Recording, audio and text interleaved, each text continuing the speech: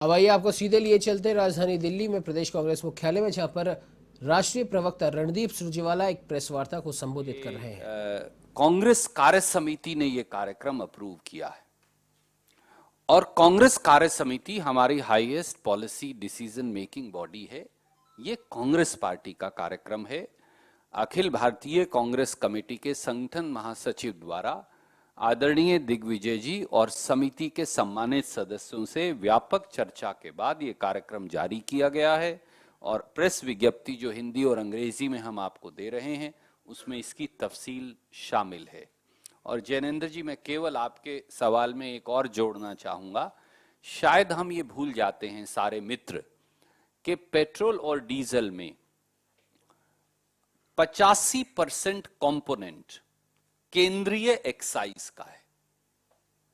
जब आदरणीय केसी वेणुगोपाल जी बता रहे थे, मैं फिर आपका ध्यान आकर्षित करूंगा, हालांकि शायद हम सैकड़ों बार ये बात बता चुके।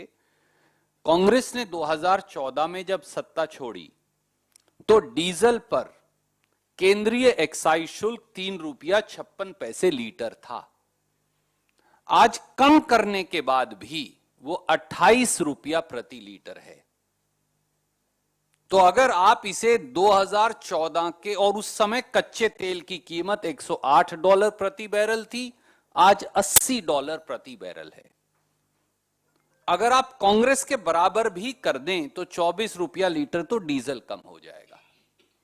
पेट्रोल पर केंद्रीय कांग्रेस शुल्क, केंद्रीय एक्साइज शुल्क 9 रुपया 48 पैसे प्रति लीटर था जब कांग्रेस ने सरकार छोड़ी, और आज कम करने के बावजूद भी वो लगभग 29 रुपया लीटर है।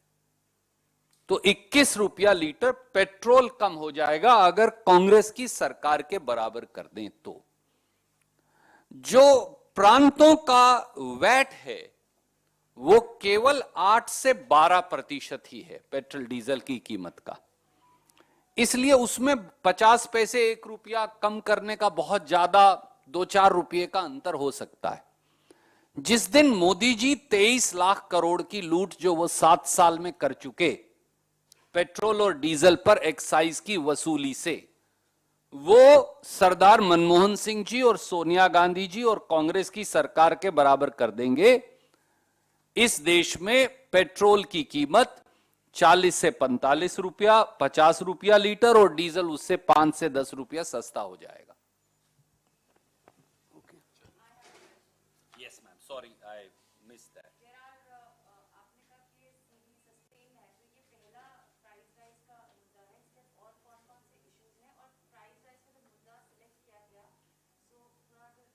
Digvijay ji will take that question because I have already, in fact, both of us, Venugopal ji and I both have conveyed.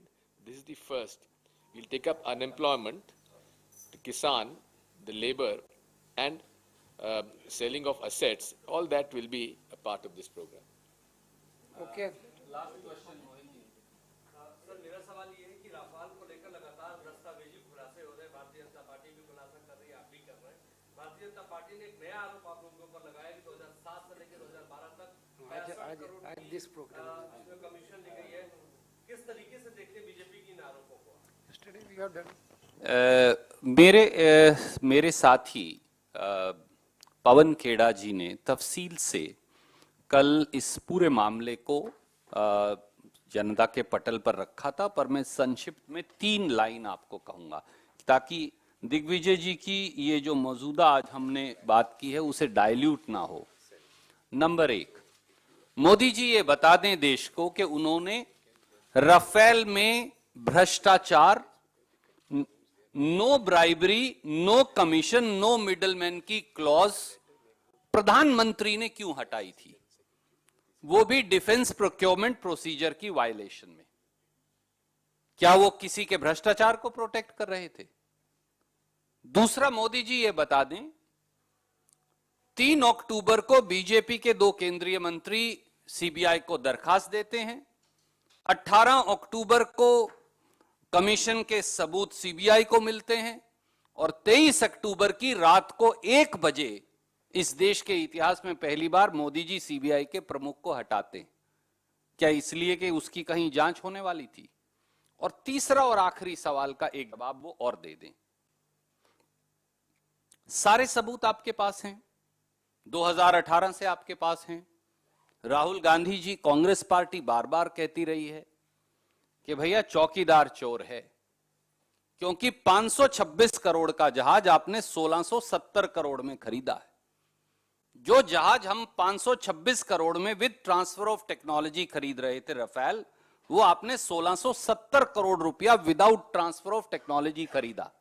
यानी देश के एक्सचेकर को 42,000 करोड़ का चूना लगा। ये 10, 20, 50, 60 करोड़ कमीशन का मामला नहीं है।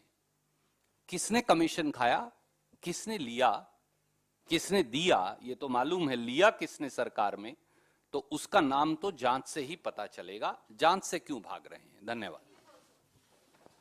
We'll do it separately.